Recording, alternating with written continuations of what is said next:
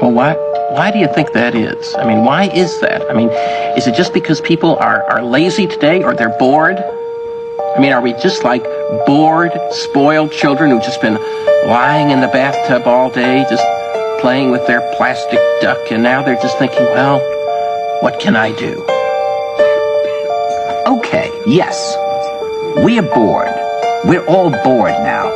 But has it ever occurred to you, Wally, that the process that creates this boredom that we see in the world now may very well be a self-perpetuating, unconscious form of brainwashing created by a world totalitarian government based on money, and that all of this is much more dangerous than one thinks, and it's not just a question of individual survival, Wally, but that somebody who's bored is asleep, and somebody who's asleep will not say no? See, I keep meeting these people. I mean, just a few days ago, I met this man whom I greatly admire. He's a Swedish physicist, Gustav Bjornstrand, and he told me that he no longer watches television, he doesn't read newspapers, and he doesn't read magazines.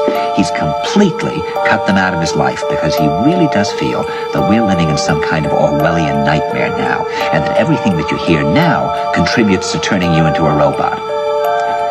When I was at Findhorn, I met this extraordinary English tree expert who had devoted his life to saving trees. Just got back from Washington, lobbying to save the redwoods. He's 84 years old. He always travels with a backpack because he never knows where he's going to be tomorrow. And when I met him at Findhorn, he said to me, "Where are you from?" And I said, "New York." He said, "New York, yes, that's a very interesting place. Do you know a lot of New Yorkers who keep talking about the fact that they want to leave but never do?" And I said, "Oh, yes." And he said, "Why do you think they don't leave?" I gave him different banal theories. He said, "Oh, I don't think it's that way at all."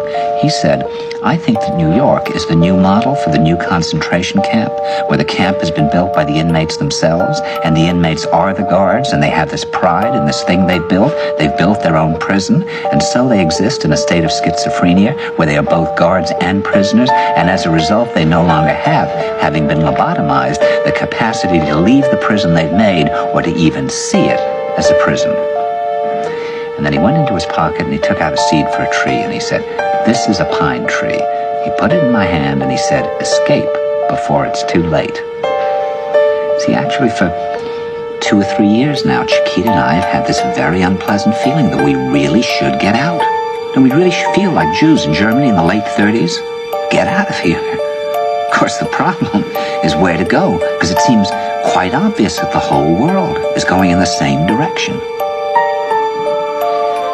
See, I think it's quite possible that the 1960s represented the last burst of the human being before he was extinguished, and that this is the beginning of the rest of the future now, that from now on there'll simply be all these robots walking around, feeling nothing, thinking nothing, and there'll be nobody left almost to remind them that there once was a species called a human being, with feelings and thoughts, and that history and memory are right now being erased, and soon nobody will really remember that life existed on the planet.